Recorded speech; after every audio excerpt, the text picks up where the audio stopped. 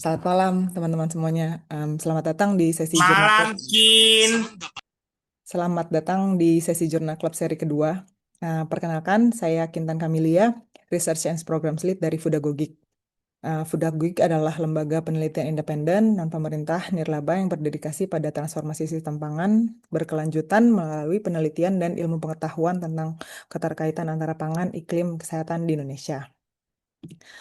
Em, Sekedar informasi, pagi ini Fudagogik baru saja menerbitkan laporan sintesis tahunan Jurnal Club seri pertama.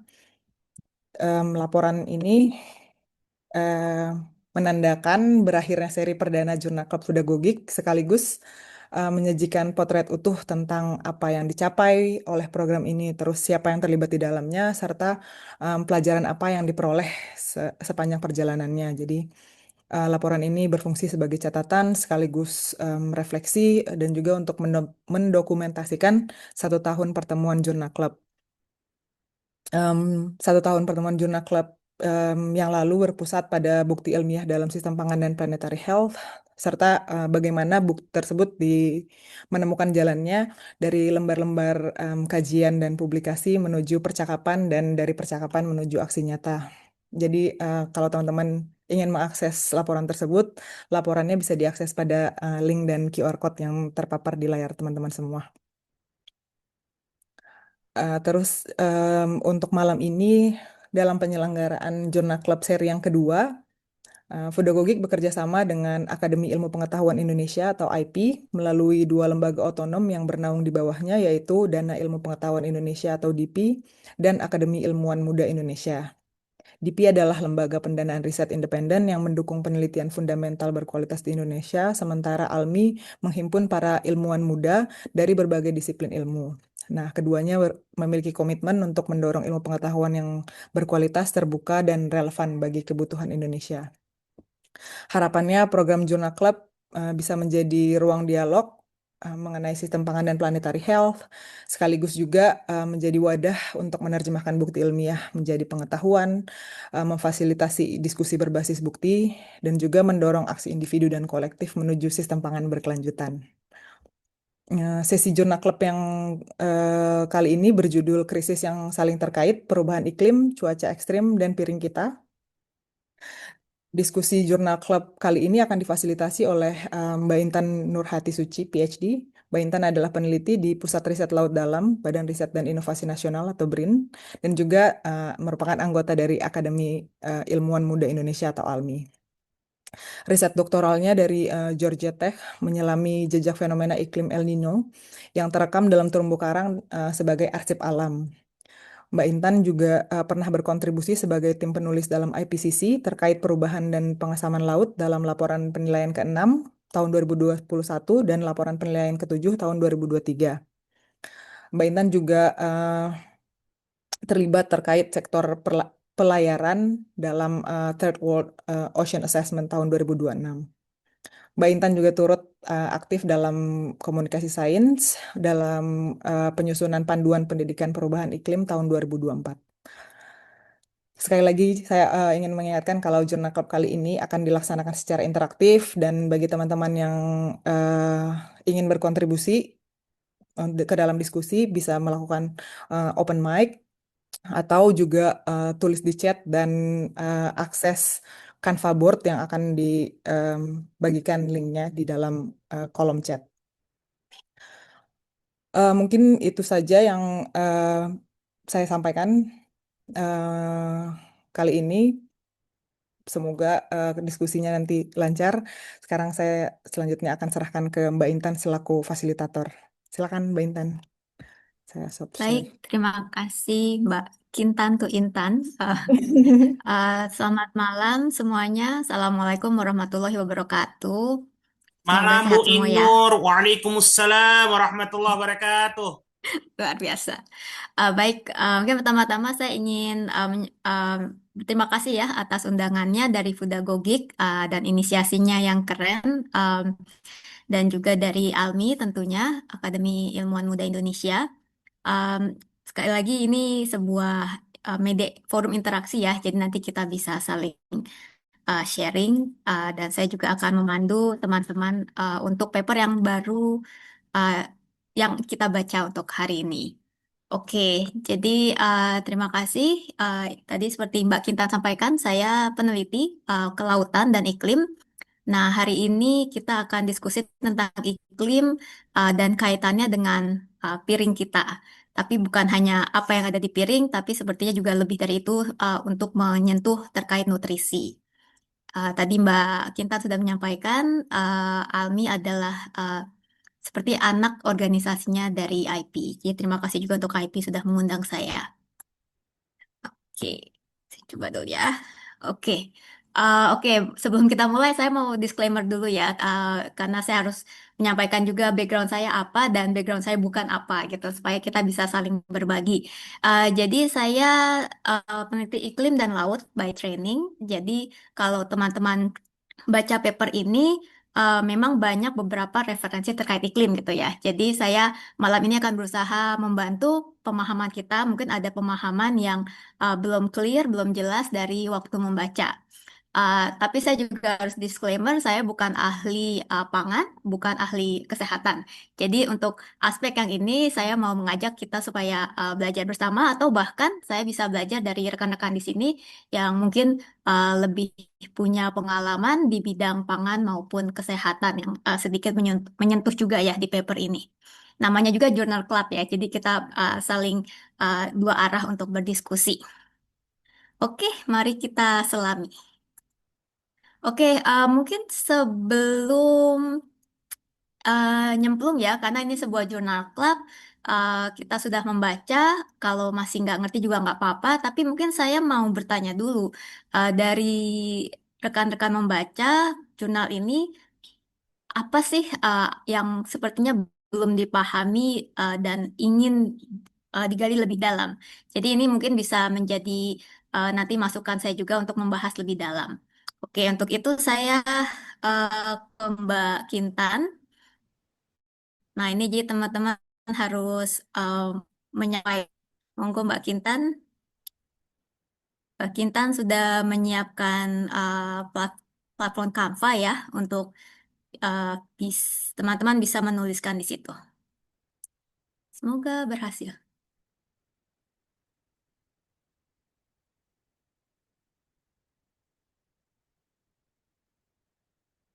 Nah, ini tentu tidak ada jawaban yang salah yang benar ya. Ini Saya lebih tidak kayak sudah lihat, uh, Kin. ya. Nah, ini yang bagian publikasi ilmiah, Mbak Kintan. Kita bisa lihat.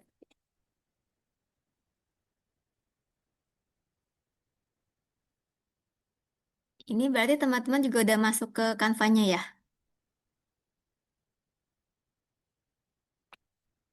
Oke. Atau mungkin ada yang mau open mic untuk Ya, atau untuk ada yang langsung mau menyampaikan dari paper ini sebenarnya bagian mana sih yang sepertinya butuh penjelasan lebih jauh atau belum clear? Silakan, mungkin bisa langsung, bisa raise hand juga ya. Apa clear semua, apa nggak clear semua? Ini kalau nggak ada jawaban biasanya bahaya ini, lebih bahaya daripada ada jawaban. Monggo, monggo.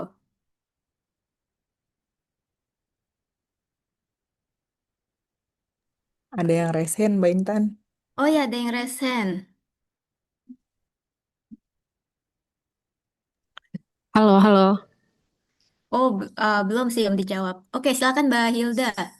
Oh iya, sebelumnya sorry banget aku off cam karena lagi di jalan juga, takutnya nanti internetnya jelek. Jadi kalau dari aku sebenarnya kan em, waktu pertama kali aku dengar judulnya kan pengen tahu gitu ya, kayak hubungan langsung dari climate change sampai ke nutrisi gitu. Karena kan topiknya food gitu ya. Cuma waktu aku baca-baca itu link atau pathway menuju ke dampak ke nutrisinya itu panjang gitu, tapi juga kayak nggak tergambarkan secara langsung gitu. Maksudnya nggak tergambarkan secara apa ya? Mungkin Hmm. penjelasannya gitu kali ya, yang terlalu panjang dan dipotong-potong juga di berbagai bagian gitu. Jadi saat aku baca di abstraknya kayak nggak ketemu, baca di intronya nggak ketemu. kemudian baca, aku jam dulu biasanya kan langsung ke conclusionnya gitu tuh nggak ketemu juga gitu. Terus kayak Betul. aku harus ngerunut di sebelah mana ya, halamannya kan panjang banget dan kayak nggak banyak data gitu yang bisa langsung aku kayak pinpoint gitu loh. Jadi kayak oh aku harus ngerunutin di paragraf satu-satu. Menurut aku yang di sisi itunya sih yang bikin aku kesulitan gitu. Thank you, itu aja sih. Makasih Mbak Hilda ada sharing. Sama juga, itu juga saya dapat impression itu juga. Berarti mungkin ada juga yang sama ya. Mungkin ada lagi yang ingin menyampaikan apa sih yang sulit dari paper ini? Mungkin ada satu lagi sebelum kita mulai pembahasan kita. Going once, going twice. Oke, kalau tidak ada kita lanjut. Makasih Mbak Kintan. Makasih Mbak Hilda. Oke, saya kembali ke PowerPoint. Oke.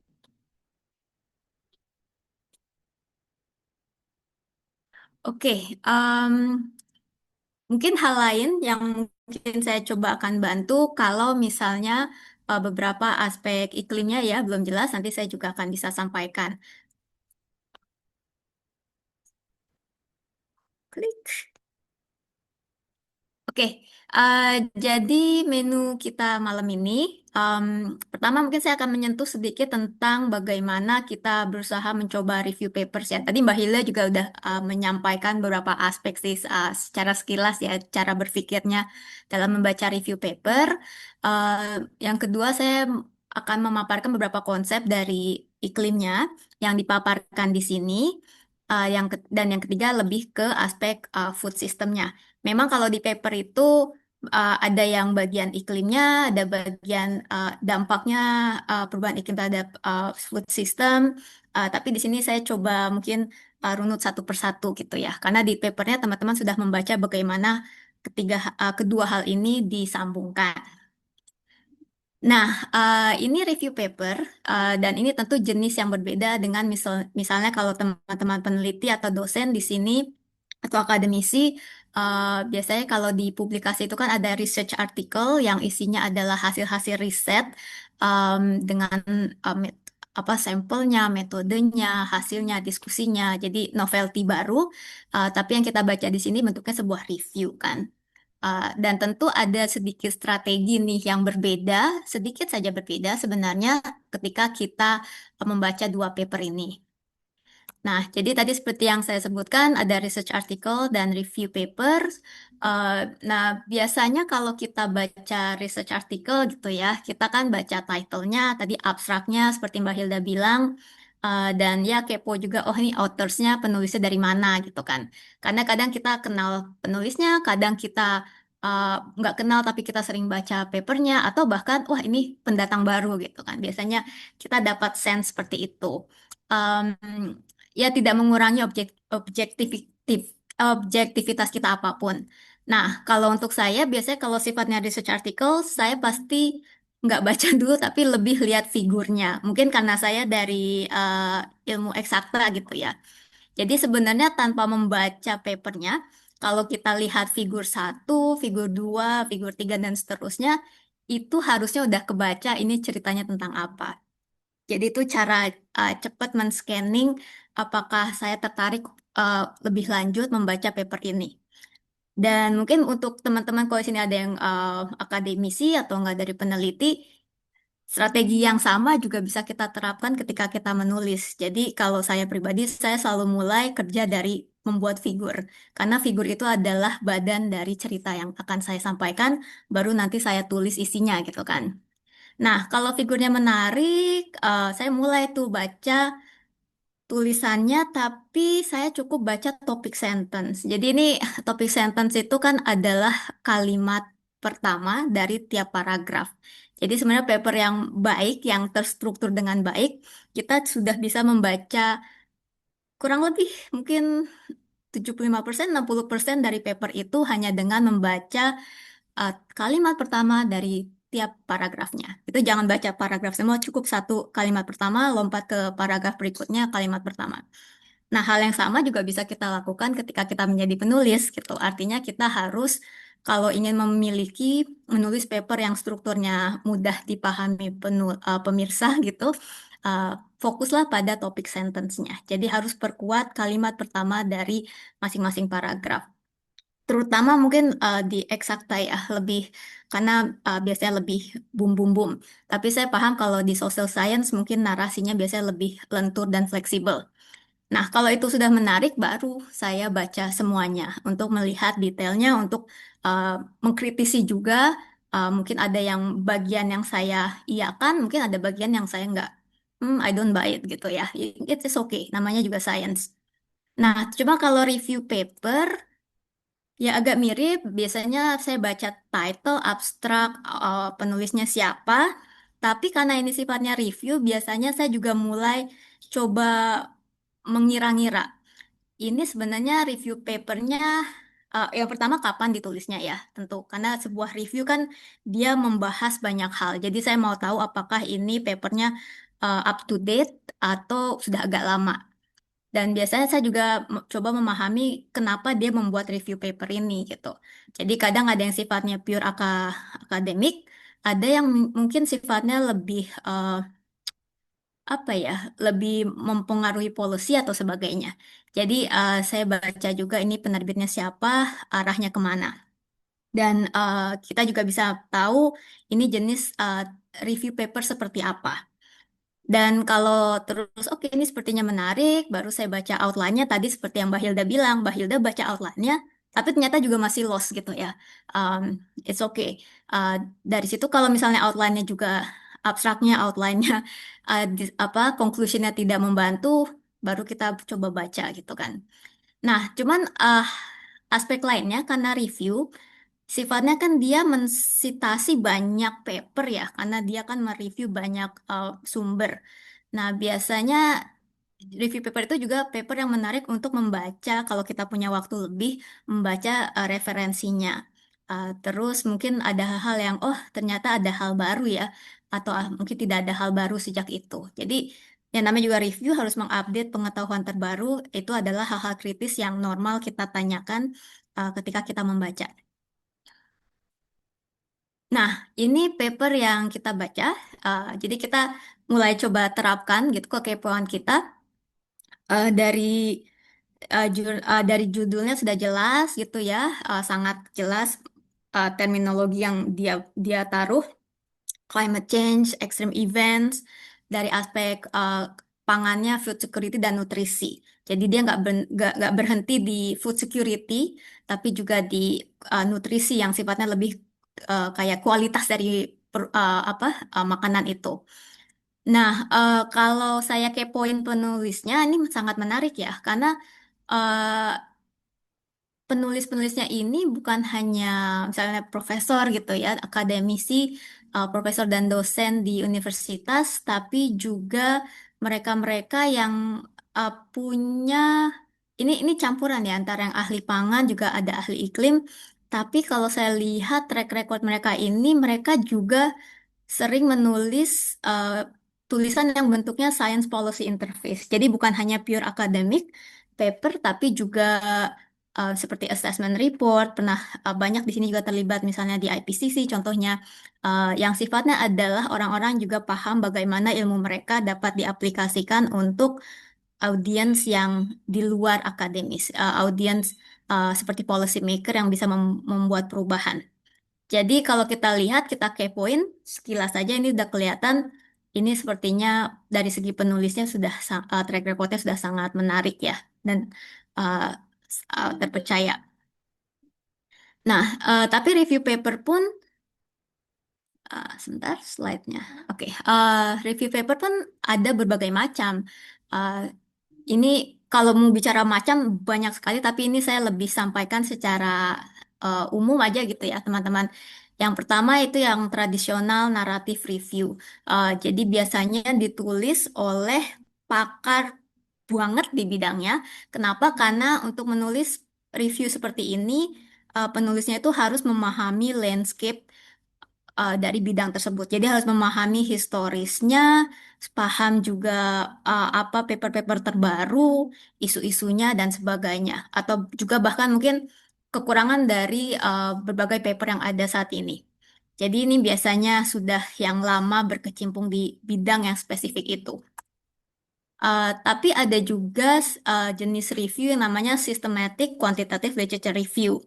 Jadi dia bentuknya harus sistematik. Jadi penulisan reviewnya itu juga seperti riset sendiri gitu. Jadi dia harus menuliskan, mencari reviewnya itu dari database apa, dengan kata kunci apa, lalu berapa jumlah paper yang dia keep dan berapa yang dia tidak pakai, kalau tidak pakai alasannya gimana, dan sebagainya. Jadi metodenya itu harus eksplisit, dan intinya seperti riset-riset lainnya, kalau ada orang lain ingin melakukan hal sama, itu bisa dilakukan. Jadi reproducible gitu kan.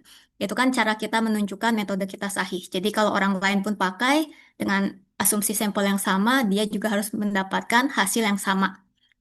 Dan dia kuantitatif karena seperti yang saya tunjukkan di sini, semuanya itu harus jelas angkanya. Paper yang didapatkan berapa, yang dijaring berapa, yang dipakai berapa, yang tidak dipakai berapa. Jadi sangat-sangat methodological. Nah, kelebihan dari review ini bisa ditulis oleh justru orang-orang yang pemula di bidangnya. Jadi justru waktu zaman COVID ya, ini banyak sekali bermunculan jenis review ini, karena kita nggak bisa ke lapangan, nggak bisa ngambil data, tapi peneliti butuh menulis. Dan biasanya justru ini banyak ditulis oleh misalnya teman-teman yang baru mulai S2 atau S3-nya. Karena ini sangat membantu mereka memahami landscape. Jadi mereka justru nggak tahu landscape-nya, tapi dengan melakukan review ini jadi tahu landscape-nya. Nah, tapi kan teman-teman bisa bedakan ya dari segi em, biasanya tim penulisnya ini udah beda. Kalau yang pertama tadi seperti yang saya bilang biasanya sudah pakar, tapi yang kedua ini bisa pakar, bisa juga yang akan sedang menjadi pakar gitu. Jadi menarik juga terkait penulisannya. Dan ada juga yang lebih kompleks lagi, biasanya disebutnya meta-analisis. Biasanya ini dilakukan oleh tim yang pakar dan bersifatnya assessment. Jadi seperti IPCC report itu biasanya masuknya di jenis ini dan menggunakan berbagai statistik gitu. Jadi lebih solid, lebih luas. Nah, kalau kita lihat dari yang kita baca ini tentu lebih ke nomor satu. Oke, kalau ada pertanyaan di tengah-tengah silakan ya diinterupsi aja. Oke, misalkan ada yang tertarik untuk menulis systematic quantitative literature review, teman-teman bisa ke YouTube ini. Saya juga pernah memberikan kayak step by step guide untuk melakukan penulisan seperti ini. Dan kebetulan ini memang waktu itu dilakukan pada zaman COVID. Oke. Oke. Nah, tadi seperti yang rekan kita sampaikan ya, kita baca outline-nya, kita juga coba membaca figurnya. Sebenarnya figurnya cuma ada 3 ya di paper ini. Eh, tapi saya sepakat dengan Mbak Hilda ini cukup luas, general, em, dan mungkin ada hal-hal yang tidak langsung dijawab atau dijawab dengan tidak langsung dari paper ini. Tapi ya intinya dengan melihat sekilas, melakukan screening dari konten maupun gambarnya, saya dari awal juga sudah mendapatkan message, ya ini adalah paper yang mesti dibaca wordingnya uh, dengan menyeluruh gitu ya.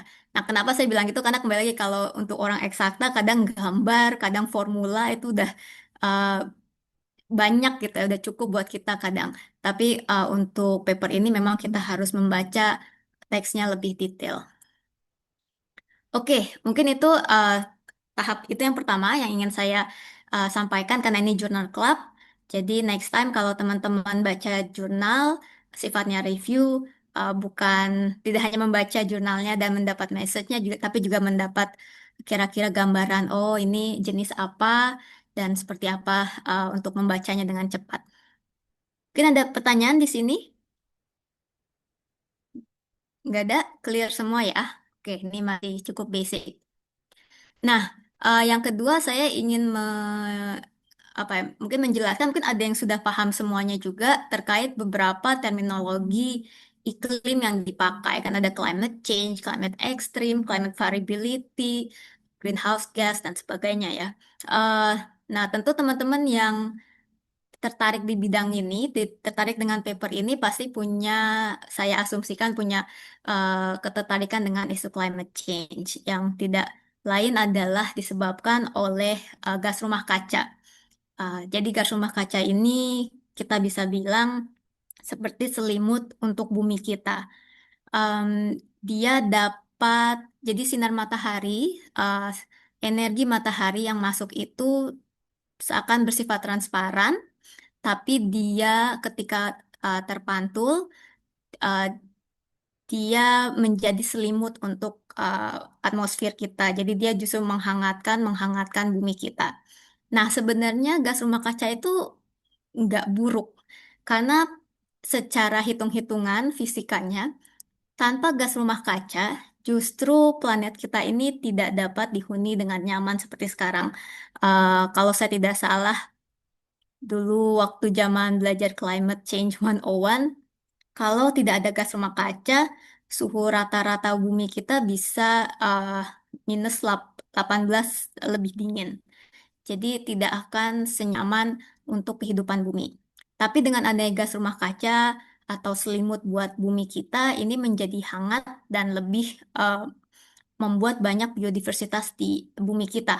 Nah, masalahnya sih kita kelebihan aja gitu ya, karena gas rumah kacanya kebanyakan diproduksi oleh aktivitas antropogenik, ya selimutnya ketebelan dan itu justru menjadi masalah. Nah, mungkin ini kita nggak usah ke Canva aja, Mbak. Mungkin ada yang mau volunteer dari baca paper ini. Sejak tahun zaman pre-industrial, belum terjadi industri, sebenarnya suhu bumi telah meningkat seberapa banyak sih? Silakan kalau ada yang mau volunteer.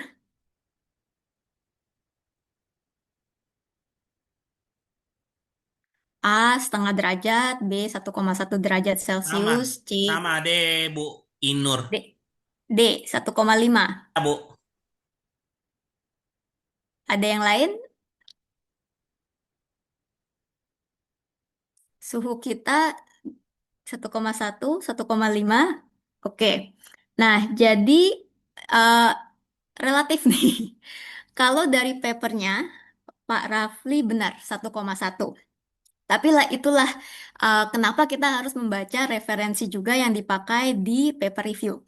Jadi referensi yang dipakai di paper review ini memang menggunakan referensi kalau nggak salah 2010-2016. Ya, dan memang mereka mensitasi 1,1.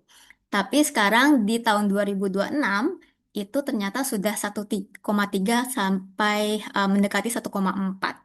Nah, inilah kembali lagi saya ingin meng-highlight ketika kita membaca paper review, kita juga mencek sitasi kapan publikasi dari sitasi yang dipakai. Nah, jadi ini menarik karena paper ini sebenarnya baru ya 2025, tapi memang karena sitasinya agak sedikit lama, angkanya beda. Dan ini menariknya dari climate science ya, perubahannya itu sangat cepat. Hal sesimpel ini aja dalam paper review yang baru dirilis tahun kemarin aja bisa berbeda. Nah, jadi sebenarnya kita sekitar 1,3, 1,4, dan ini penting ya untuk menjadi alarm karena sesuai dengan kesepakatan Paris Agreement, kita berusaha seharusnya kenaikan suhu itu target idealnya mungkin 1,5, tapi tidak melebihi 2. Kenapa? Dan kenapa Paris Agreement itu penting? Karena kalau kita melampaui, bukan hanya terjadi perubahan, tapi takutnya perubahannya itu tidak bisa dikembalikan, tidak bisa di-reverse, atau biasa kita bilang irreversible, atau bahkan tipping point gitu. Nah, ini contohnya misalnya kalau terlalu panas, ini akan bukan hanya dampaknya ke manusia ya, tapi juga untuk biodiversitas. Contohnya saja ada proyeksi bahwa terumbu karang, kalau kenaikan suhunya itu 1,5, kita akan kehilangan 70-90% terumbu karang secara global. Kalau kita tidak bisa ngerem di angka 1,5 dan kebablasan ke angka 2 Celcius, proyeksinya adalah kita hanya kita kehilangan 99% dari terumbu karang, jadi kita cuma punya 1% dari terumbu karang kita yang ada saat ini. Dan tentu ini angka secara global dan umum ya. Ternyata daerah kita, kawasan kita di sekitar Indonesia ini cukup resilient juga. Dan tentu ada banyak juga aspek yang sifatnya irreversible terkait food security. Yang mungkin paling mudah dibayangkan adalah ketika es baik di polar, baik di kutub maupun di gunung-gunung es itu mencair, kan tidak misalnya kita menaikkan suhu 1,5 atau 1,2 dan mereka mencair gitu ya, termasuk es di Jaya Wijaya ya di Indonesia. Nah, kalau misalnya tiba-tiba kita bisa menurunkan temperatur gitu, mengembalikan, which is kayaknya nggak mungkin juga dari misalnya 2 menjadi 1 derajat lagi, ya tidak serta-merta juga es itu akan airnya bisa menjadi es gitu. Jadi hal-hal yang sifatnya irreversible ini yang justru uh, harus kita waspadai dari perubahan iklim. Segalanya itu biasanya tidak linear. Nah, pertanyaan kedua saya, emisi gas rumah kaca memang yang biasa kita dengar itu kan karbon dioksida CO2. Tapi ini gambar pie chart dari berbagai gas rumah kaca yang penting uh, dari emisi aktivitas manusia. Mungkin teman-teman bisa menebak setelah CO2 yang 16% ini apa sih gitu. Metana kali. Metana betul, yeay. Ya, jadi metana ini adalah 16% atau kedua setelah karbon dioksida. Kenapa Betul, saya Bu. mengang... Karena Kenapa? ini kalau Kenapa? di peternakan itu, mohon maaf saya Hmm, izin memperkenalkan diri. Assalamualaikum warahmatullahi wabarakatuh. Selamat Waalaikumsalam. pagi. Saya Ahmad Bayu Aryawan, alumni Fakultas Peternakan Universitas Halu Oleo Kendari, Sulawesi Tenggara, peminatan teknologi pengolahan hasil ternak. Soal tentang metana ini memang menjadi salah satu faktor yang mempengaruhi bagaimana peningkatan lingkungan itu sudah menjadi climate change yang Tuh. berkelanjutan. Sehingga karena ini kebetulan usaha tani kita masih bersifat kerakyatan, maka perlu Hmm, diadakan berbagai upaya yang dapat mendukung adanya keberlanjutan ramah lingkungan dan juga perlu mendukung minimalisasi CH4 dan CO2 ini menjadi semakin terkendali, semakin tuh. semakin ekstra. Salah satunya itu lebih memanfaatkan banyak limbah-limbah, Bu, yang dimanfaatkan di daratan atau lautan untuk memastikan untuk melakukan sirkulasi, Bu. Oh, ekonomi sirkuler ya arahnya. Oke. Terima kasih nih Pak sharingnya. Ya, betul. Ini gas yang memang sangat Sama-sama, penting Bu. dari peternakan, pertanian, dan juga dari aspek sampah ya, karena ini gas yang cukup sering ditimbulkan. Betul. Jadi seperti yang tadi disampaikan rekan kita dari UHO, metana ini gas yang uh, kedua dominan. Lalu ada juga nitrous oxide dan F-gas biasanya. Dan ini persentasenya, tapi kita juga perlu melihat yang namanya global warming potensial. Jadi sebenarnya metana walaupun 16%, dia kemampuan untuk menjadi selimut tadi itu sebenarnya 25% lebih kuat dari CO2. Uh, tapi hal lain yang perlu kita ingat bukan cuma potensialnya, tapi berapa lama dia berada di atmosfer. Karbon dioksida itu tidak hanya banyak, tapi dia di atmosfer itu bisa ribuan tahun lifetime-nya. Ya, seperti yang terlihat di table ini. Sedangkan metana 10 tahunan, dan beberapa gas itu cukup cepat gitu ya.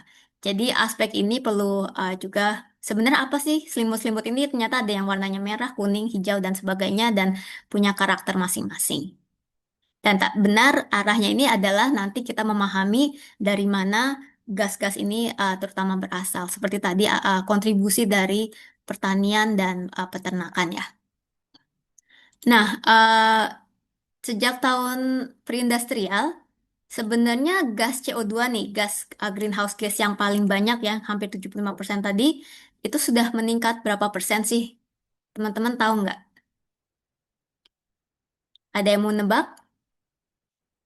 Ini nggak ada di paper ya. Ini saya lebih kayak ya namanya juga review paper, jadi kita harus mencari-cari informasi juga terkait konteksnya.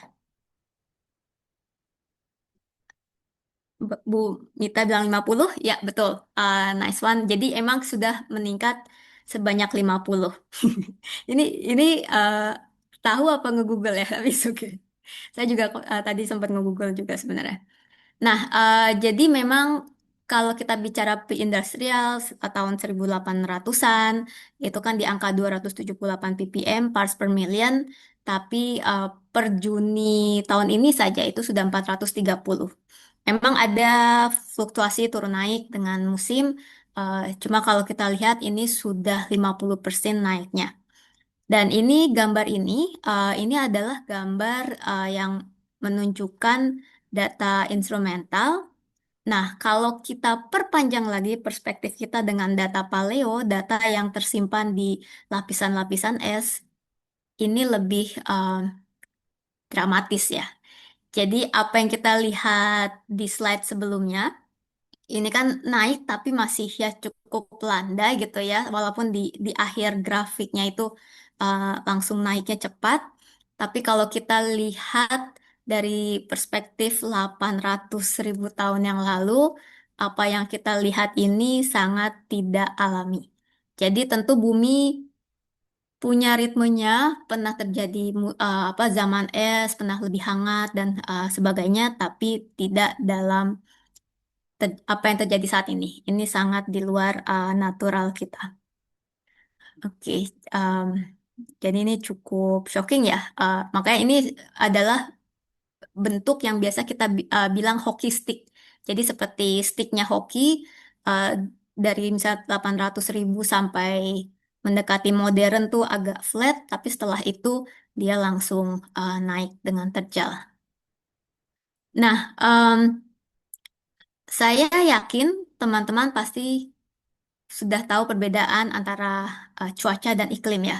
Uh, Kalau iklim kan hujan, uh, sorry, cuaca itu kan seperti hujan, hari ini hujan, besok hujan. Itu short term dan jadi secara temporal dia pendek, secara luasan spasial juga tidak begitu luas.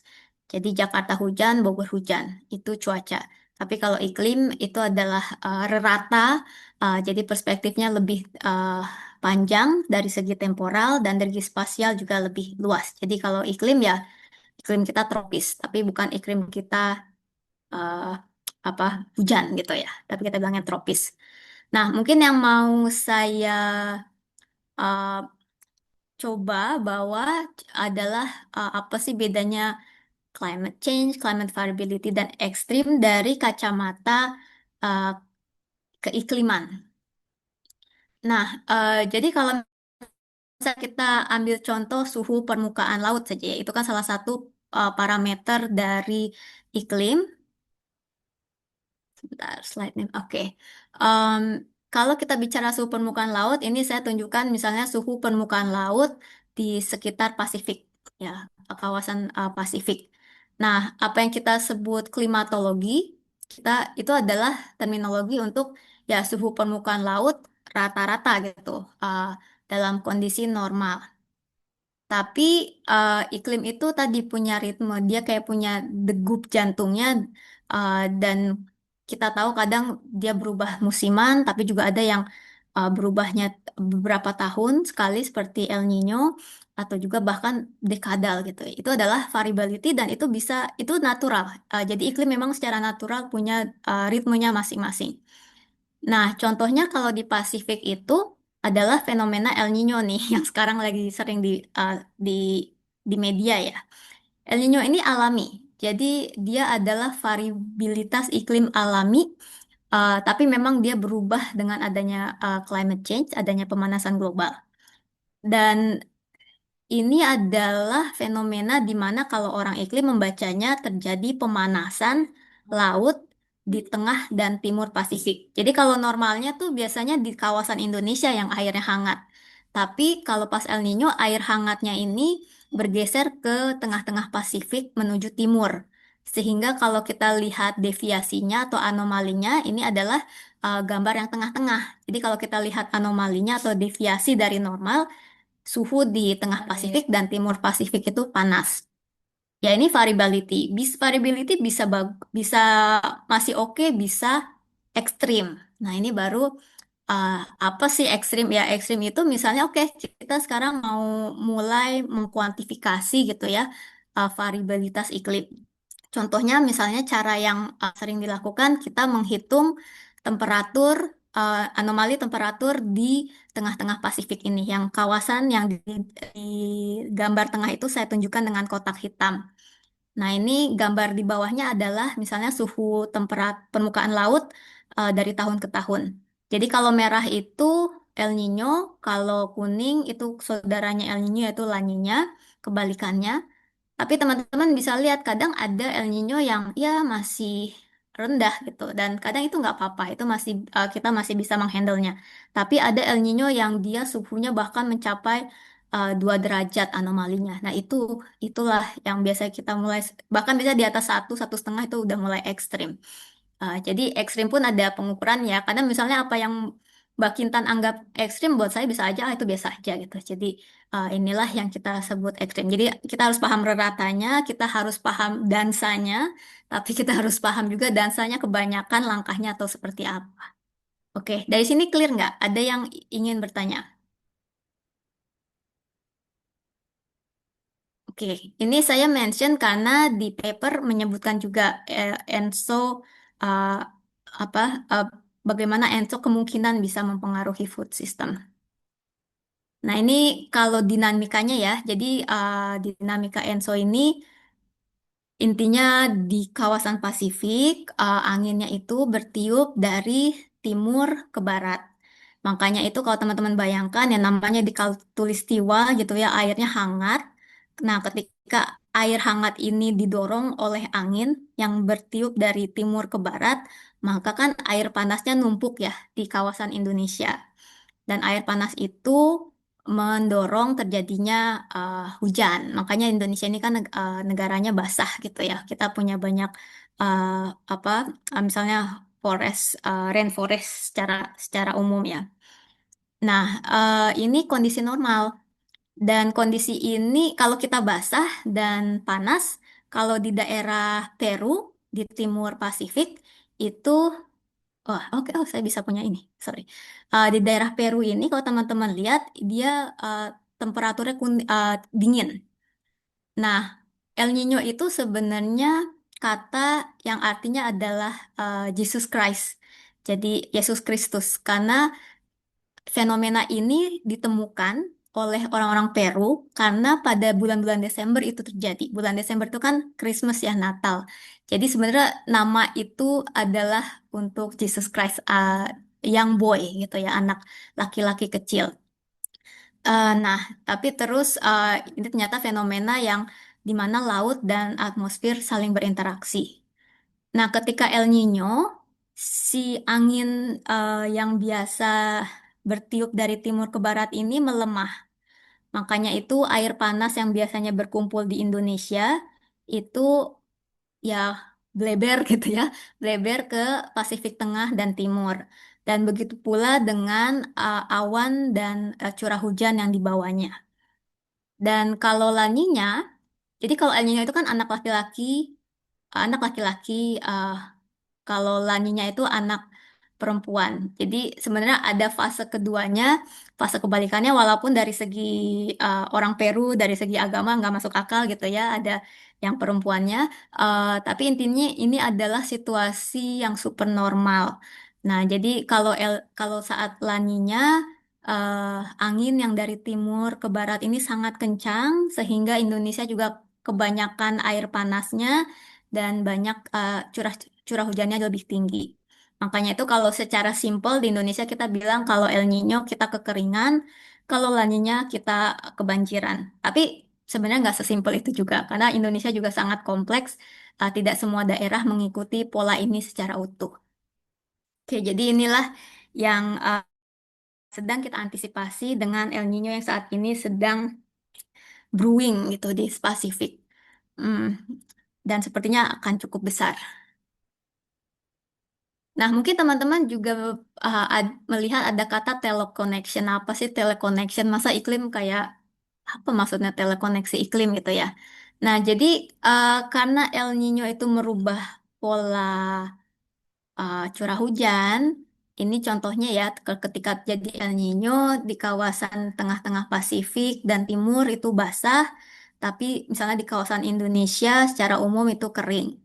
Nah, ini kan hal yang terjadi di sekitar Pasifik. Nah, masalahnya dia juga punya telekoneksi gitu ya, kayak yang menyebabkan daerah-daerah bahkan di luar Pasifik seperti di Afrika, ini contohnya juga mengalami anomali terkait curah hujannya. Jadi, walaupun ENSO itu sumbernya aksinya di Pasifik, tapi dia dampaknya global.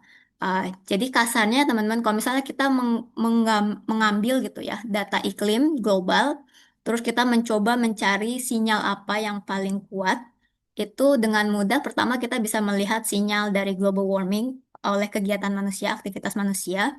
Dan yang kedua itu ya ENSO, karena begitu kuatnya ENSO sebagai variability iklim yang alami sebenarnya. Um, Terus kita juga papernya itu juga membahas tentang heat wave. Ya ini juga jenis ekstrim ya. Kembali lagi kalau ekstrim itu harus ada definisinya, harus ada klimatologinya. Yang biru ini contohnya klimatologi dari temperatur, dia melebihi dari klimatologi pada batasan tertentu. Dan kalau heat wave ini dia secara definisi harus terjadi misalnya minimal 5 hari berturut-turut gitu. Jadi kalau misalnya ekstrimnya cuma 1 hari itu belum bisa didefinisikan sebagai heat wave. Dan ini cukup penting juga ya karena seperti yang kita dengar di Perancis, di Eropa, heat wave itu bisa menyebabkan fatalitas sampai 1.000 lebih manusia ya di Eropa kemarin. Dan kita udah sering mendengar kata heat wave udah cukup lama sebenarnya di komunitas iklim. Tapi yang relatif baru itu adalah marine heat wave. Jadi ternyata heat wave seperti yang terjadi di Eropa itu di daratan juga bisa terjadi di laut. Dan bahkan saat ini tidak ada samudra yang belum pernah tersentuh oleh heat wave, marine heat wave. Jadi ini contoh globalnya, semua sudah tersentuh, termasuk kawasan Indonesia yang waktu itu menyebabkan coral bleaching yang cukup berat.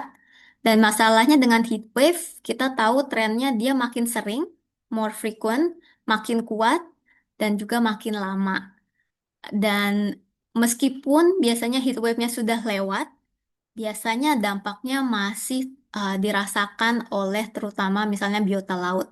Jadi ada case, kalau nggak salah lumba-lumba, reproduksinya selama 2 tahun itu masih terganggu gara-gara heatwave. Padahal heatwave sudah lewat 2 tahun yang lalu. Dan sepertinya itu juga akan yang terjadi dengan sektor pangan. Jadi kita nggak hanya bisa melihat, oh heatwave terjadi. Cuma masalahnya ketika dia sudah lewat pun, kita masih merasakan gangguannya. Seperti itu. Mungkin di sini ada pertanyaan atau mungkin relevansi atau kepo hal lainnya, silakan. Oke, cukup clear. Eh, Nah, di paper ini dia banyak bicara near term gitu ya, near term extreme. Uh, nah, tapi dia juga kalau teman-teman perhatikan agak membedakan antara near term sama long term.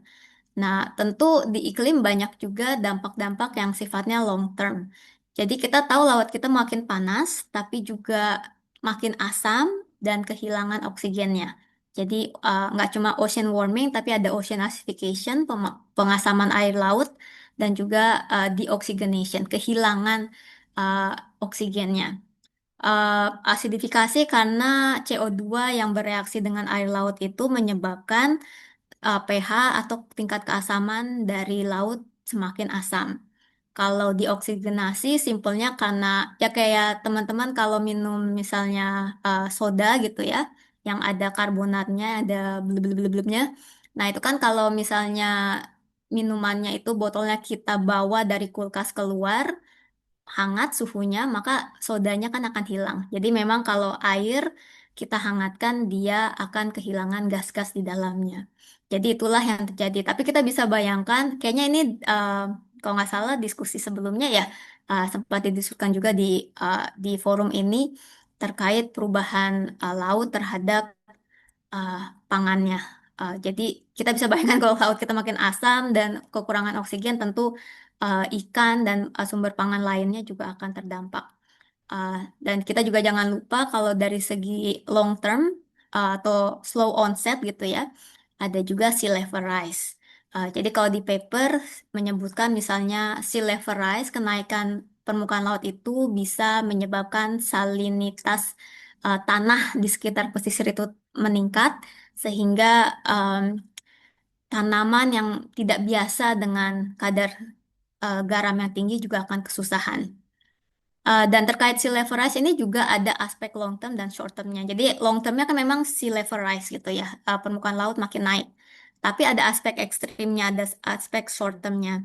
Jadi sekarang kita juga makin melihat kejadian-kejadian sea level ekstrim yang misalnya terjadinya tiap 50 tahun sekali, sekarang makin sering terjadi gitu. Jadi durasinya makin pendek. Dan ini di sini saya ingin highlight tadi kembali lagi ada hal-hal yang munculnya lama dan pelan berubahnya, tapi ada hal-hal yang ekstrim. Seringkali kita lebih condong fokus dengan ekstrim karena ekstrim kan kaget ya, datangnya tuh sangat kaget. Tapi terus kita melupakan hal-hal yang sifatnya lama. Ya tadi, oke, jadi ada slow onset, sifatnya long term, tapi juga short term. Tapi jangan lupa yang long term pun mempengaruhi kejadian ekstrim. Tapi kembali lagi, kadang saya juga harus ingatkan, jangan don't blame everything on climate change. Uh, Misalnya untuk kasus meningkatnya intrusi air laut ke tanah, kalau case-nya Indonesia, ya dampak dari sea level rise-nya tidak begitu dominan dibandingkan dengan misalnya pengaruh kita mengambil air tanah di Jakarta. Dan itu kita harus pahami juga. Seperti itu. Oke? Nah, mungkin mungkin ada yang bingung soal ini karena ini memang sedikit kadang apa ya terminologinya sedikit intimidating. Nah, di paper itu juga menyebutkan misalnya climate model Jadi kan kita memproyeksi apa yang terjadi di masa depan ya dengan model iklim. Nah, tapi kita juga men-set skenario apa sih yang mungkin atau visible untuk terjadi. Karena itu akan menentukan pilihan kita untuk melakukan intervensi. Nah, mungkin teman-teman ada yang lihat ini kayaknya ditaruhnya di box gitu, ada box khusus terkait ini di paper, dan dia menyebutkan RCP dan SSP. Ada yang familiar dengan ini sebelumnya? Mungkin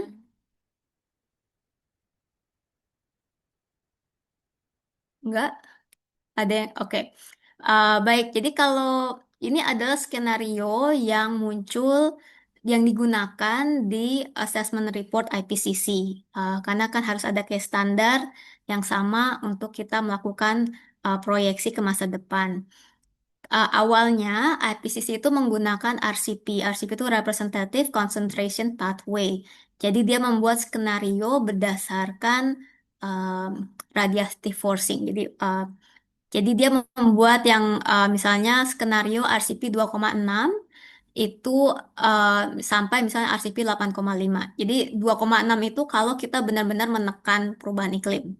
Kalau 8,5 itu kalau kita kebablasan alias tidak melakukan apa-apa. Makanya sering juga disebut business as usual. Nggak melakukan apa-apa, mungkin kita tidak ada policy untuk mengintervensi, ya kita bisa mencapai 3,2 sampai 5,4 warming.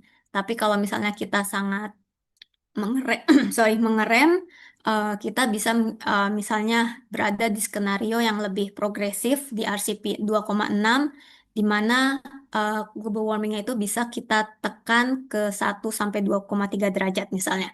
Dan RCP 4,5 itu misalnya intermediate, tengah-tengahnya 6, 4,5 intermediate dia naik tapi cepat juga turun. Tapi kalau 6 itu dia terus naik sampai 2000, eh, 2100, tahun 2100 baru dia turun. Jadi inilah pilih-pilihan.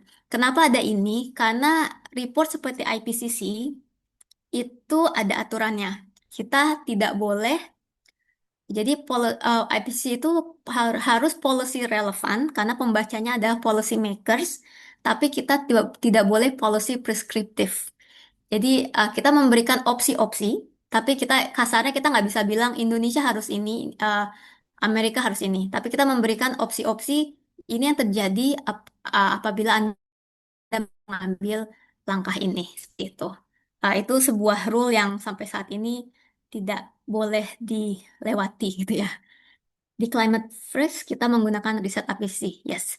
Iya, karena memang IPCC ini, memang kalau teman-teman baca itu masih sangat teknis ya, tapi sebenarnya tujuannya adalah dibaca oleh policy makers. Um, nah, sejak IPCC Report ke-6 itu juga ada pendekatan baru, itu namanya SSP. Uh, Kenapa? Karena kalau di RCP itu kan kita kayaknya teknis banget ya, hanya berdasarkan emisi gas rumah kaca, temperatur gitu kan, semuanya eksakta gitu. Nah, tapi kan di dunia nyata banyak intinya adalah perubahan sebenarnya didorongnya lebih banyak oleh socioeconomic pathways. Jadi kita perlu memikirkan uh, choice apa pilihan-pilihan kita dari aspek ini. Nah, saya akui ketika di combine ini memang bisa membingungkan. Satu-satunya aja udah kadang membingungkan. Nah, jadi kalau SSP ini ada SSP 1, 2, 3, 4, 5. Mungkin salah satu cara untuk menjelaskan perbedaannya adalah dari segi challenge untuk melakukan adaptasi dan mitigasi. Ya kan, kalau mitigasi itu kan mengurangi konsentrasi gas rumah kaca gitu. Jangan nyetir, mengurangi emisi-emisi lainnya. Itu untuk mengurangi konsentrasi. Tapi kalau adaptasi, uh, ya udah, bukan ya udah ya maksudnya apa yang harus kita lakukan untuk mengurangi dampak-dampak buruknya. Nah, jadi contohnya misalnya kalau paling ideal itu SSP 1. SSP 1 adalah kalau kondisi kita itu bisa melakukan adaptasi dan mitigasi dengan baik. Jadi challenge-nya untuk melakukan dua hal ini cukup rendah. Versus misalnya SSP 3. SSP 3 ini adalah kondisi di mana banyak kesulitan untuk melakukan adaptasi maupun mitigasi gitu. Jadi makanya di sini bilang ini rocky road, tapi kalau SSP 1 itu kalau kita mengambil the green road gitu ya, jalan yang hijau. Dan eh, ini adalah kombinasi misalnya SSP 2, adaptasinya sulit, tapi mitigasinya lebih mudah dan sebagainya.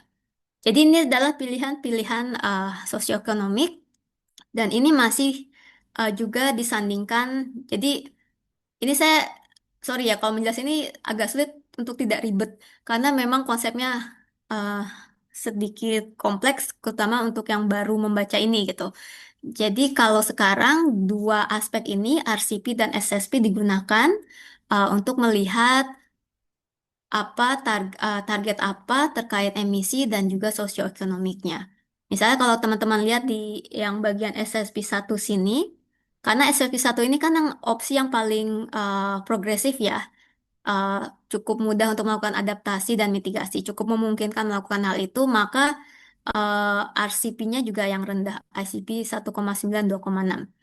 Oke, in short, ini adalah uh, pendekatan dari segi emisi maupun dari segi kemampuan society untuk melakukan perubahan. Nah, kembali lagi untuk memberikan opsi jalan mana yang akan kita pilih dan memberikan warning kalau kita diam nggak ngapa-ngapain ya window of action-nya itu semakin sempit.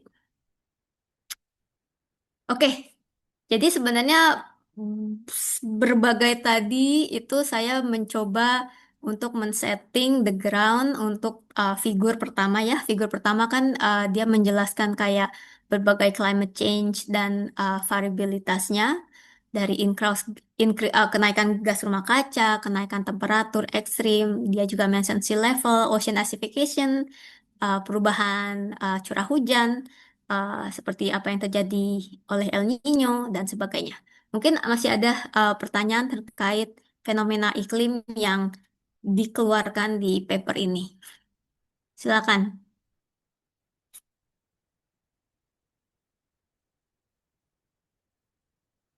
Di chat juga bisa.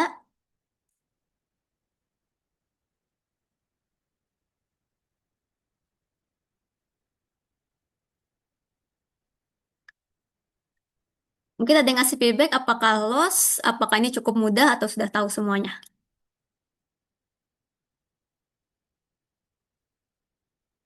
Silakan teman-teman. Ada lapar ya? Saya juga lapar. Cukup oke, oke.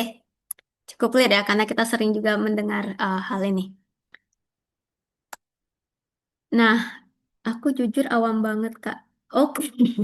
Oke, bisa diikuti, awam diikuti. Oke, aman. Nah, terus kalau kita lihat baru terus dia mengkaitkan dengan berbagai efek untuk food system ya. Uh, nah, memang memang efek ini tidak straightforward itu tentu.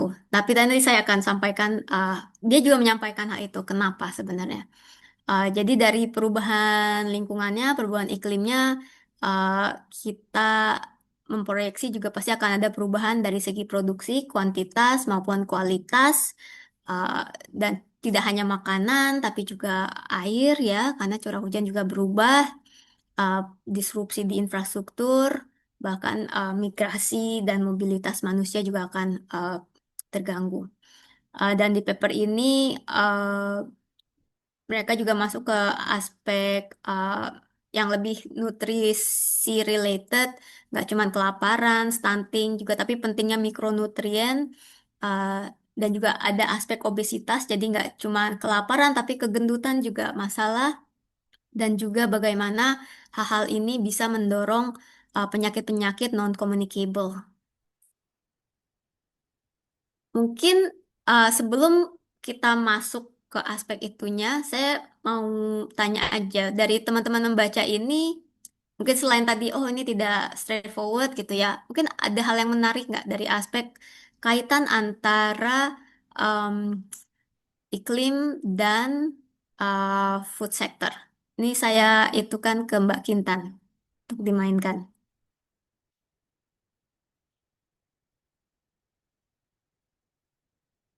Di-share aja mungkin hal yang misalnya, oh saya nggak tahu ini sebelumnya kayak gini gitu.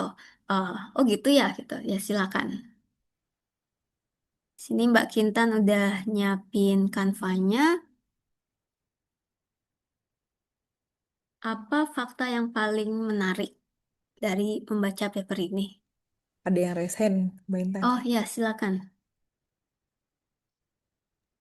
Iya, terima kasih Mbak Kintan dan Mbak Intan.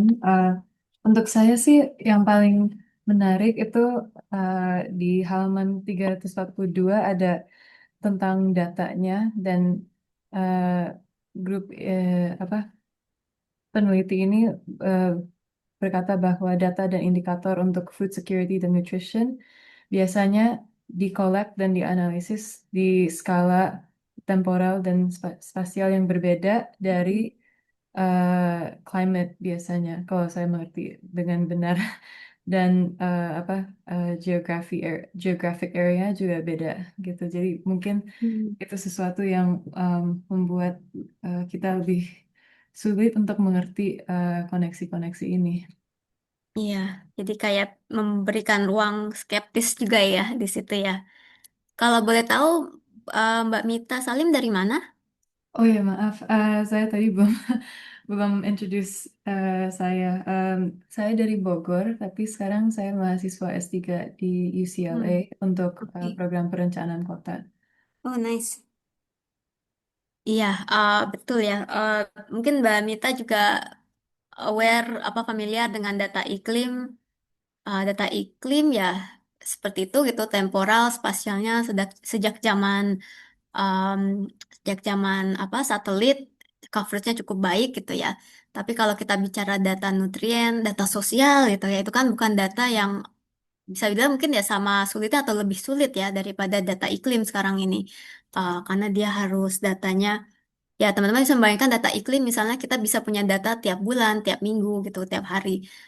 Hal yang serupa, kalau data sosial kan tiap bulan tuh sangat sulit ya. Tiap 6 bulan saja sudah sulit itu. Kita bisa bayangkan sensus dan sebagainya.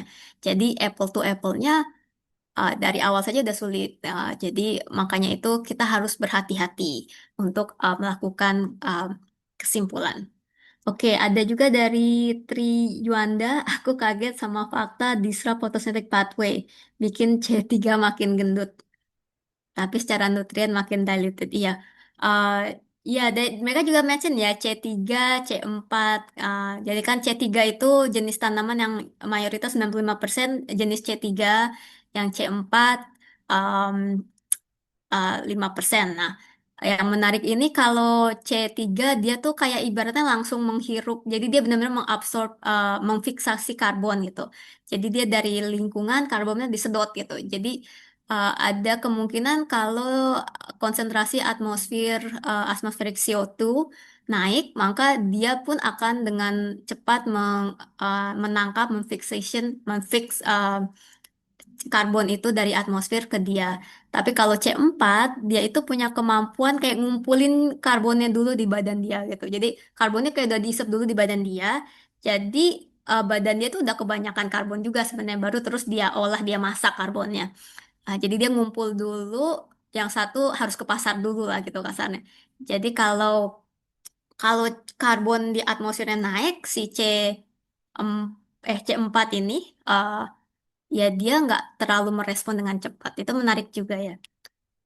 Eh, tapi biasanya gini teman-teman, kan di paper itu kalau mungkin teman-teman bisa punya pandangan yang beda atau mungkin dari di sini ada orang pangan juga. Kalau di paper itu kan dia mengangkat ya, karena kan kalau review kita harus fair juga ada fenomena CO2 fertilization. Jadi ada kemungkinan ketika CO2 di atmosfer naik, uh, tumbuhan tanaman itu akan berespon cepat dan berubah dan mungkin ada positifnya. Tapi biasanya uh, efek ini tidak lama. Kalau bahasa iklim biasanya kita menyebutnya transient. Transient. Jadi efek yang cuma di awal saja kelihatannya bagus atau kelihatannya negatif, bisa negatif juga, tapi itu bukan respon jangka panjang biasanya gitu. Ada lagi. Ternyata konsentrasinya bikin rice makin gede-gede. Iya, interesting fact. Hal yang mirip itu terjadi di terumbu karang Kepulauan Seribu.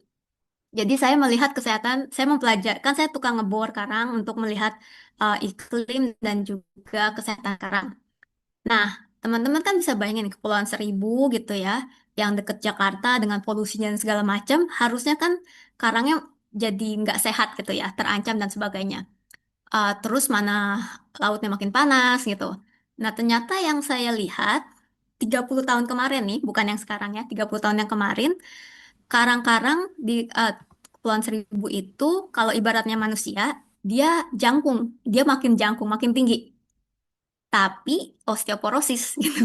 Jadi dia tinggi tapi rapuh tulangnya. Jadi kayak manusia jangkung tapi osteoporosis. Nah, ini kenapa? Karena ya kayak manusia kalau dikasih kehangatan, dikasih makan, dia ada respon awal yang sifatnya eh positif nih gitu ya. Dikasih makan, makan jadi gede. Dikasih kehangatan, anget nih bisa tumbuh. Tapi kembali lagi, ada threshold untuk nutrien maupun temperatur bagi pertumbuhan karang. Jadi apa yang kita lihat 30 tahun yang lalu, karena saat ini temperaturnya sudah di batas yang cukup tinggi untuk karang tumbuh, dan nutriennya juga sudah terlalu tinggi, apa yang kita lihat ke depan sudah beda gitu. Nah ini respon-respon awal. Seperti CO2 fertilization juga. Respon awal ya seperti itu. Cuma kalau diterusin, ceritanya beda. Nah, Mbak Gina sedih banget halaman 30-50. Ini halaman emang mulanya dari angkanya tinggi ya, jadi agak-agak saya juga kaget awalnya. Kelompok yang menghasilkan karbon paling rendah ternyata jadi kelompok yang paling terdampak. Iya. Nah, sebenarnya teman-teman bisa lihat di page pertamanya ya, kalau kita lihat keywordnya itu juga menarik, dia langsung memasukkan keyword equity. Jadi memang dia dari awal ingin meng-highlight ada grup-grup yang terdampak lebih dari terdampak lebih dalam, lebih buruk dari perubahan iklimnya. Itu ya maksudnya. Oke, terima kasih untuk feedbacknya. Mungkin kita lihat di sini Mbak Kintan. Aku nggak kelihatan tadi kanvanya. Ada yang belum aku mention nggak responnya? Mata saya sudah Ada, mulai sorry, ini dari Kak Rizkia, sakit. Mbak. Apa Dari Mbak Kak bisa Rizkia. bacanya? Mataku Um, udah burem. iya, dari Kak Rizkia ada tulis kalau krisis iklim umumnya dikaitkan dengan masalah kelaparan dan stunting, tapi paper ini menyoroti bahwa Hmm. krisis iklim bisa juga mempengaruhi kondisi obesitas. Mungkin Kak Rizkia mau open mic, Hmm. mau jelasin. Ya, ya menarik ya. Kenapa mungkin punya mungkin ada interest ke situ, sekalian kenalan gitu dari mana mungkin silakan. Aku kaget. Aduh, mata saya udah mulai ini. Masalah kelaparan. Iya ya, jadi kalau saya tuh baca bagian itu, jadi keinget itu El Nino itu kan punya La Nina juga gitu ya. Jadi Enso itu kan ada kayak dua sisi. eh dan ya dua-duanya nggak bagus gitu.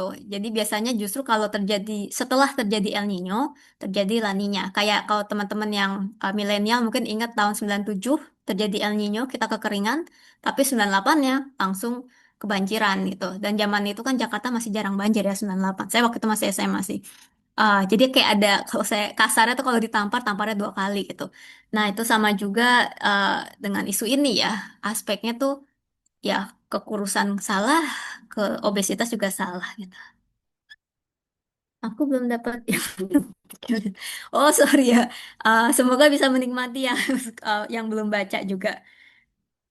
Bayu ingin melakukan inovasi terbarukan, melakukan pengembangan hmm, limbah ternak, iya ya. Apalagi ya, Kanita udah. Ini Gina. Oke udah. Ada dari Kak Latifatur, Oh Bay. ya, Kak Latifah Tur. Dengan teknologi sekarang bisa dengan mudah mencoba makanan dari berbagai dunia. Iya, ultra processed. Makanan frozen jadi sangat mudah. Sayangnya berapa ada yang nutrisinya rusak. Betul ya. Ya menarik ya. Jadi sebenarnya kalau kita bicara tentang health dan pangan, isunya jadi sangat holistik. Um, kita bicara sumber-sumbernya juga. Oke, ada lagi yang mau menyampaikan? Atau kita lanjut? Oke. Em, sip. Oke, terima kasih ya udah sharing fakta-fakta menariknya. Kalau saya juga sebenarnya Indonesia dimension satu ya. Ada juga dimensi tentang Indonesia. Jadi menarik juga di situ. Tapi sayangnya bukan hal yang baik yang diungkap. Nah, ini jadi mungkin ini jadi kita review ya. Jadi sebenarnya teman-teman udah mention juga tadi yang saya sampaikan. Tadi ada yang mengangkat aspek C3, C4. Jadi ini kembali lagi adalah kalaupun benefit itu sifatnya temporary dan transient cepat gitu ya, cepat datang cepat pergi. Tapi secara keseluruhan kita memproyeksi negatif impact. Karena kenapa? Impactnya tuh kalau masalah climate change kan nggak satu tambah satu jadi dua ya. Biasanya kalau isu seperti ini satu tambah satu bisa tiga bisa lima. Uh, di sini juga dia menyampaikan ya isunya ini ada compounding, cascading atau kalau bahasa sekarang juga sering dipakai kata synergistic gitu. Jadi um, perubahan temperatur itu menyebabkan satu hal, perubahan curah hujan menyebabkan satu hal, tapi ketika digabungin jadi 5 hal gitu ya. Jadi belum lagi ada sea level rise dan sebagainya. Jadi ini hal-hal yang membuat isu ini bukan hanya kompleks, tapi juga perubahannya tidak linear seperti perubahan iklim.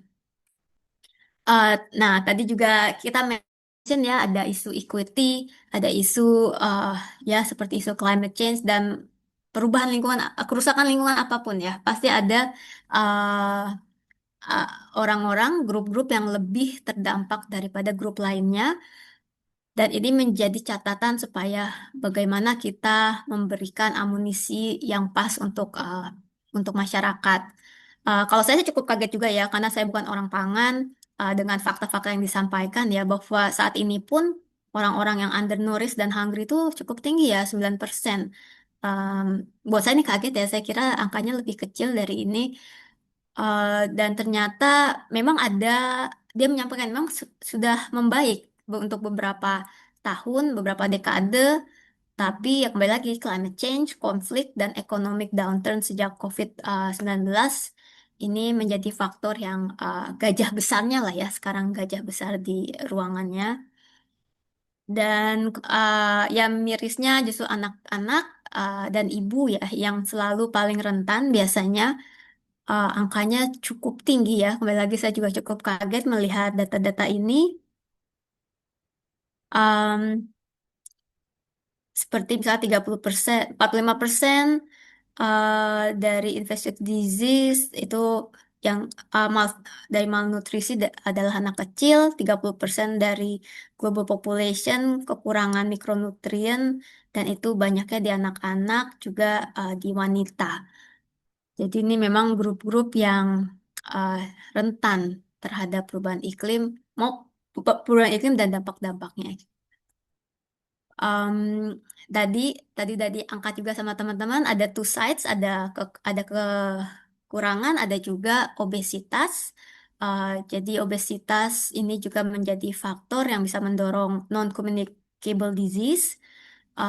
Dan isunya bisa multiple, bisa satu isu, dua isu, bahkan tiga isu bersamaan em, untuk membentuk isu ini. Dan DBM, double burden malnutrition ini kembali lagi lebih banyak terjadi di negara-negara low middle income and Indonesia. Ini saya kaget. Indonesia emerged as the largest country experiencing severe levels of DBM. Ya mungkin kembali seperti yang tadi rekan kita sampaikan ya, mungkin ada habit-habit dari uh, cara makan kita yang saat ini makin cepat, serba cepat, tapi juga tidak bagus untuk kesehatan. Which is sangat signifikan karena beberapa bulan lalu saya juga mulai masak lagi dan itu kelihatan sekali uh, imunitas saya langsung naik gitu ya. Jadi sesignifikan itu ya ternyata kalau kita memperhatikan nutrien kita. Oke, nah ini sebenarnya tadi Mbak Hilda agak menyentuh juga, tapi Mbak Mita ya menyentuh juga bagian yang Anda merasa skeptis dengan fakta atau narasi yang disampaikan. Jadi ini saya langsung saja. Kita sampai jam berapa ya Mbak Kintan? Sorry. 5 menit lagi, Mbak Oh, Intan. oke. Ya, saya langsung aja ya, karena teman-teman sudah menyampaikan data. Jadi data dan indikatornya itu temporalnya beda, spasialnya beda, statistiknya beda, treatmentnya beda. Jadi apple to apple-nya mungkin lebih kayak apple to durian gitu. Tapi makanya itu, jadi paper ini menarik dalam konteks saya lihat dia ingin menyampaikan gitu ya kondisi global, kondisi uh, ada apa, ada kemajuan apa, tapi juga uh, ada bagian dia ngerem gitu ya, ada ngerem. Studi-studi ini bervariasi kualitas, validitas, interpretasi, dan sebagainya. Dan kalau kita lihat, dia tuh kayak langsung banyak menggunakan mensitasi studi-studi yang sifatnya meta-analisis, yang sifatnya lebih kayak assessment atau mungkin assessment dari UN. Karena kembali lagi dengan yang sifatnya mengumpulkan berbagai informasi itu kemungkinan data atau hasilnya itu lebih robust gitu ya. Jadi teman-teman bisa lihat tuh dari ngomongin itu dia kayak juga paper-paper apa sih yang diangkat. Dia agak di bagian itu agak jarang mengangkat paper-paper yang sifatnya individual tapi lebih sifatnya assessment besar. Nah, ini tadi saya mau ngomongin apa ya? Oh ya, ini figur kedua di mana dia oh ya proyeksi. Jadi ini dia juga bicara lalu ya, membandingkan data aja udah sulit ya. Apalagi kita melakukan proyeksi jangka panjang juga harus penuh kehati-hatian. Tapi kita tetap harus melakukan ini karena kita harus memberikan gambaran jangka panjang dan opsi-opsi intervensi yang bisa dilakukan diambil oleh policy makers. Jadi di sini dari long term projectionnya ini di sini di bagian dia menggunakan tadi RCP, SSP yang sudah saya jelaskan. Jadi mungkin kalau teman-teman udah paham ini apa sih skenario apa eh, bagaimana set konteksnya, jadi teman-teman bisa tahu, oh ini long term projectionnya dia menggunakan misalnya salah satu skenario dari IPCC tersebut. Em, dan dia juga menyampaikan berbagai gap ya, ini selalu kita lakukan, apa sih yang kurang dari apa yang masih perlu dilakukan. Jadi memang mayoritas studi itu melihat perubahan, mengeksplorasi climate shocks throughout production. Tapi jadi fokusnya lebih di produksi, tapi belum banyak di tentang diet yang lebih penting ketika kita membicarakan nutrien. Ada indikasi kalau drought, kekeringan, kekurangan curah hujan itu impact-nya biasanya lebih negatif dibandingkan kalau banjir. Tapi menurut saya ini bagian yang saya pribadi cukup skeptis ya. Menurut saya tidak sesimpel itu. Dan di situ dia juga menyampaikan sih, seperti misalnya dampak ENSO juga masih inkonklusif. Terlalu jauh mungkin. Atau masih belum berimbang atau datanya masih belum banyak. Kembali lagi, In the end, ya ini buat ke resiliensi dari masyarakatnya. Uh, Intinya adalah kita harus memperkuat ya, atau mengurangi hal-hal yang membuat masyarakat lebih rentan seperti isolation, poverty rates, uh, juga economic diversity. eh Seperti tadi juga ada obesitas, ada kekurangan, uh, sulit. Jadi dia melihat ini ada hal-hal yang disampaikan bisa jadi ya karena drivernya sama gitu ya, sistemnya agak mirip. Obesitas dan climate change punya similar systemic dan institutional driver. Jadi uh, apa correlation doesn't always mean causation kan. Jadi ya mungkin korelasinya bagus, tapi hubungannya siapa mendorong siapa itu juga perlu dilihat. Co-benefit, jadi kalau kita bicara climate change, kita biasanya memikirkan co-benefit. Kenapa? Karena climate change itu rate-nya terlalu kencang, terlalu cepat. Jadi kita juga harus memikirkan solusi yang sekali dayung dua pulau terlampaui. Itu itulah co-benefit gitu ya. Uh, Kalau di kelautan tuh misalnya menjaga lamun, karena lamun itu bukan hanya uh, bagus untuk konservasi, tapi dia juga bisa meregulasi keasaman laut, misalnya kayak gitu. Jadi satu dayung dua pulau terlampaui. Jadi mereka mention tentang dietary choice, eat more vegetables. I know nggak semua orang bisa jadi vegan, tapi uh, ada benefit dari lebih mengarah ke vegan diet. Dan intinya adalah holistik ya, healthy diet. Dari mulai hal-hal promoting breastfeeding, nutrient for children, untuk manusia perempuan hamil, mikronutrien diperhatikan dan sebagainya. Oke, dan kembali lagi sistem-sistem edukasi dan sosial itu kembali lagi penting untuk resiliensi masyarakat. Jadi it's not a one silo thing, uh, uh, climate change, health or climate change and nutrien, tapi ini isunya lebih besar. Dan inilah yang dia coba rangkum dalam figur terakhir gitu, menyampaikan keterkaitan antara untuk climate dan nutrient resilience. Oke, mungkin saya di situ dan mungkin ini waktu yang tepat untuk merefleksi bagaimana paper review ini relevan dengan hidup kita di masyarakat, apa yang bisa kita uh, perbaiki dari segi personal maupun mungkin komunitas kita. Oke, saya kembalikan ke Mbak Kintan. Terima kasih banyak Mbak Intan untuk sesi diskusi malam ini. Em, Semoga eh, apa yang disampaikan Mbak Intan tadi, terutama pengetahuan-pengetahuan baru tentang iklim dan lingkungan, terus tadi juga ada rekomendasi strategi adaptasi yang bisa kita lakukan, itu jadi perspektif penting tentang bagaimana hubungan antara perubahan iklim dan kesehatan gizi, serta mungkin sekaligus apa yang bisa kita lakukan untuk mengurangi impact yang kita hasilkan dan juga dampak yang kita rasakan.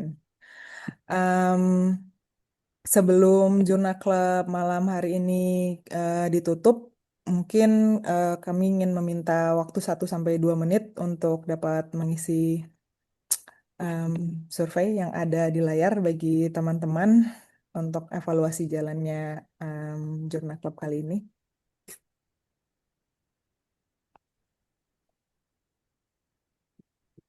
Mungkin ada tadi ya, mungkin kalau saya bisa ke pertanyaan terakhir, mungkin ada teman-teman yang bisa merefleksikan apa sih perubahan yang bisa kita lakukan itu, baik dari segi individual maupun dari level Indonesia ya, yang bisa kita soroti. Uh, Silakan, ini waktunya kita berkritis ya, mengkritik, it's okay, untuk mengkritik apa yang ada saat ini, tapi ya dengan mindset apa yang seharusnya kita lakukan. Mungkin ada yang mau share, teman-teman punya refleksi terkait situasi di Indonesia.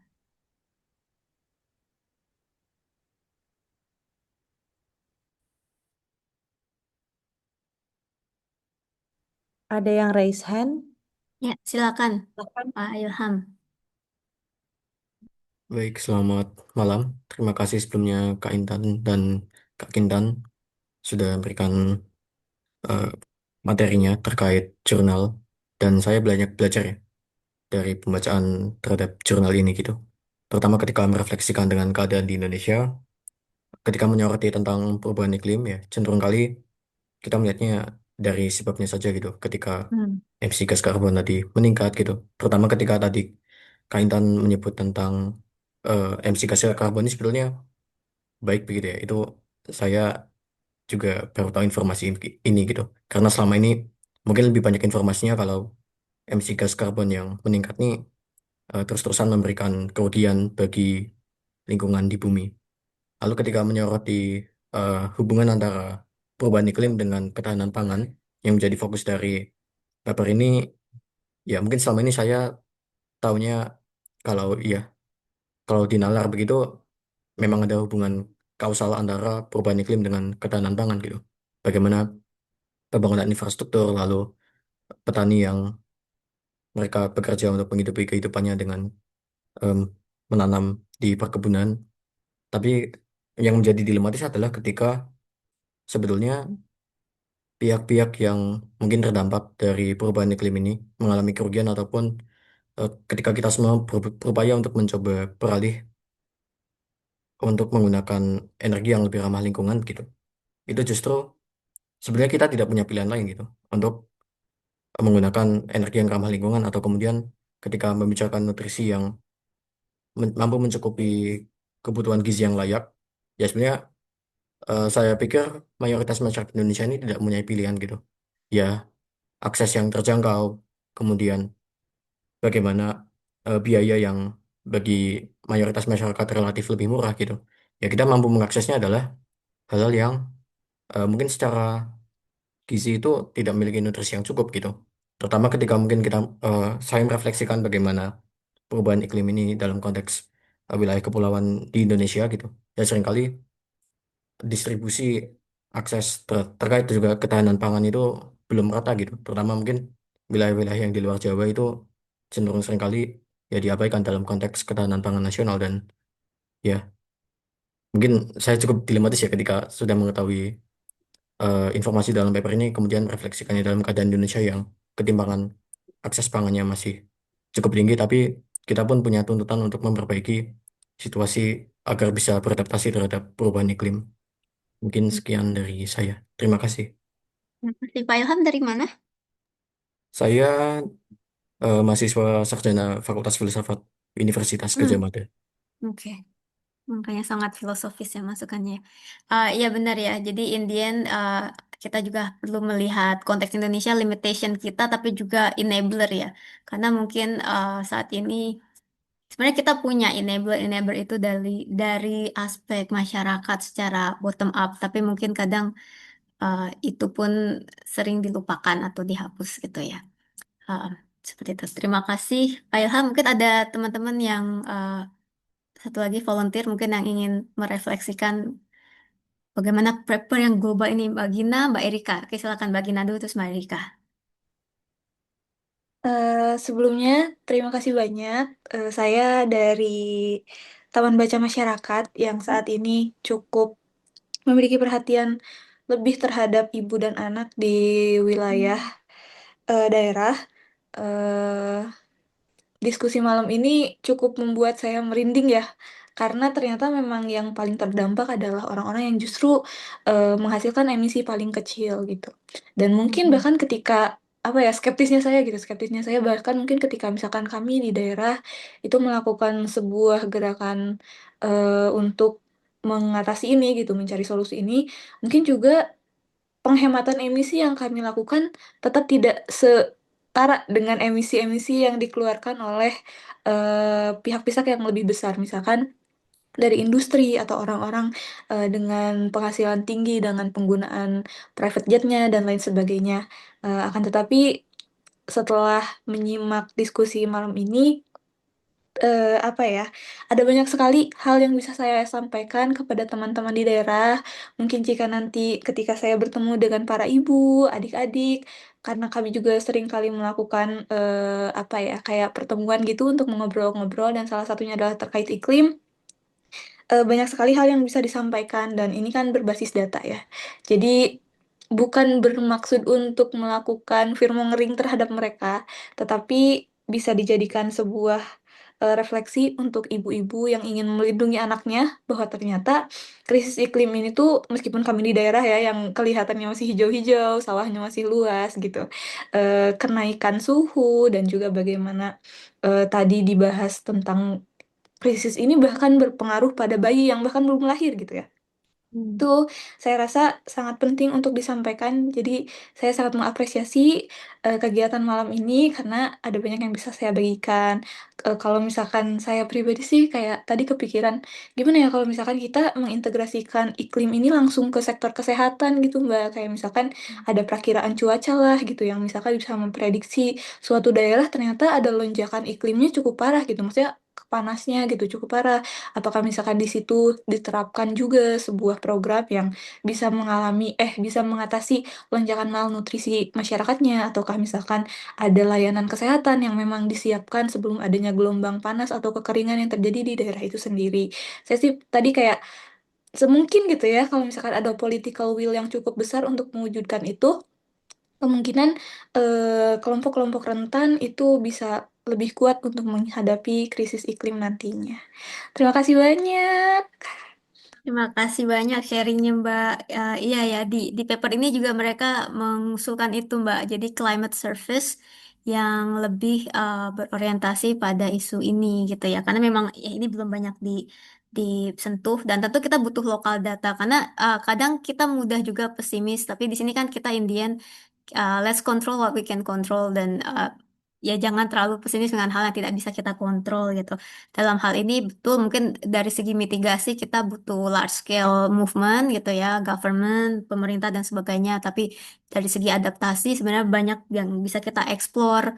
Dan kembali lagi kalau saya ingin mengencourage solusi yang sifatnya co-benefit. Jadi satu sekali dayung dua pulau gitu ya. Mungkin kalau dari segi Mbak Gina lebih ke health tadi ya, itu bisa satu payung dua pulau karena Indian itu adalah hal-hal yang membuat masyarakat punya empowerment terhadap apa yang bisa mereka kontrol dan bisa mereka lakukan.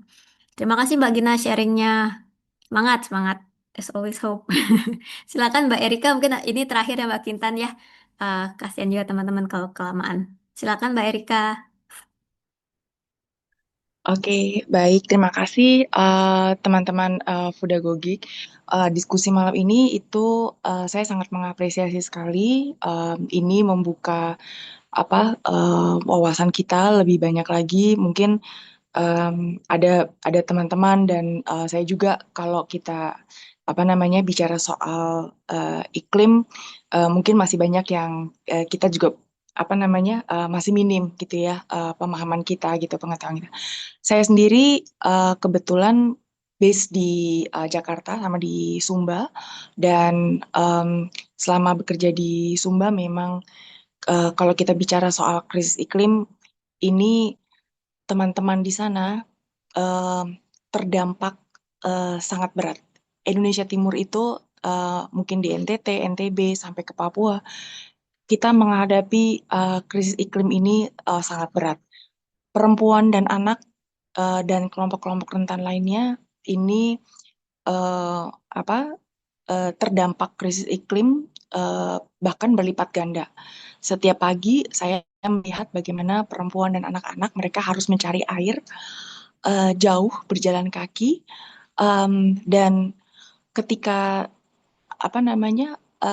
musim kekeringan seperti saat ini di mana debit air di sumur-sumur juga semakin berkurang, akhirnya perempuan dan anak rentan terhadap kekerasan. Rumah tangga, sekolah juga karena krisis air, krisis iklim, dan juga krisis pangan, ini dampaknya juga berlapis gitu ya. Kalau kita bicara soal stunting, tidak hanya di Jawa, tapi juga di kami merasakan gitu ya. Mungkin orang bilang, oh di NTT udaranya bersih, pemandangannya bagus, hijau. Tapi di balik semua itu, kita menghadapi krisis yang sangat berat gitu. Saya kebetulan membangun infrastruktur air mulai di Sumba bersama dengan teman-teman. Harapan kami dengan kita bisa membangun sumur, kami bisa menghidupi, memberikan air bersih untuk keluarga-keluarga juga untuk sekolah yang ada di sana supaya sekolah anak-anak bisa punya WC, punya toilet yang ada airnya. Anak-anak perempuan tidak perlu mengambil libur misalnya ketika mereka datang bulan, karena kalau mereka datang bulan kecenderungan mereka untuk tidak masuk sekolah lebih besar karena mereka tidak bisa mengganti pembalutnya. Untuk ibu-ibu di rumah mereka punya air bersih untuk aktivitas sehari-hari. Mulai dari apa namanya masak, mandi, mencuci semua segala macam. Untuk bapak-bapak dan mama-mama juga mereka bisa punya air supaya apa namanya mereka bisa berkebun, mereka bisa kasih makan dan minum untuk ternaknya yang itu juga menjadi sumber ekonomi. Nah, kalau tadi misalnya kita bicara soal apa yang bisa kita lakukan, salah satunya kita benar, kita tidak bisa memaksa orang untuk menjadi vegan semuanya gitu ya. Tapi kita bisa memulai dengan mengkonsumsi makanan yang sekiranya kalau sekarang tuh sudah ada riset dan sudah ada teman-teman sociopreneur yang mereka masuk ke sumber pangan untuk livestock, jadi untuk ternak, di mana sumber pangannya itu kemudian bisa berpengaruh terhadap produksi metana pada ternaknya. Nah, mungkin kita ke depannya bisa mengundang gitu ya researcher-researcher atau peneliti-peneliti Indonesia gitu ya yang memang sudah punya hasil-hasil penelitian yang terkait dengan bagaimana mengembangkan pangan-pangan lokal, kemudian punya inovasi-inovasi di industri-industri pangan yang memang tadi bukan masuk ke proses food ya, tapi lebih kepada pangan-pangan produksi pangan eh, kebun, kemudian di ternaknya langsung. Mungkin itu. Jadi sekali lagi saya mengucapkan terima kasih buat teman-teman Fudagogik. Semoga diskusinya bisa berlanjut dan mengundang lebih banyak teman-teman researcher yang lainnya dari Indonesia. Terima kasih. Terima kasih banyak Mbak Erika, that's a nice ending dan juga masukan yang baik ya untuk kegiatan Fudagogik. Jadi kita bisa melanjutkan dengan hal lokal konteks untuk Indonesia supaya ini juga menginspirasi kita memikirkan tentang enablers dan juga best practices dan saling menginspirasi bagaimana best practices itu efektif menjadi solusi di lapangan. Mungkin itu saya dari komentar Mbak Erika yang sangat baik dan juga komentar teman-teman semua. Untuk saya juga membaca di chat ya, kita ingin mengarah kepada solusi apa yang bisa kita lakukan. Terima kasih semuanya untuk atensinya. Waktunya malam ini saya kembalikan ke Mbak Kintan. Terima kasih banyak Mbak Intan dan teman-teman semua atas poin-poin diskusinya yang menarik. Iya, terima kasih banyak sudah berbagi tentang banyak hal tadi dari mulai perubahan iklim, kesehatan, sistem pangan hingga sosioekonomi dan ya dinamika sosial yang disebabkan oleh krisis yang saling terkait ini. Semoga diskusi kita hari ini bisa jadi langkah kecil untuk mengupayakan transformasi sistem pangan yang berkelanjutan.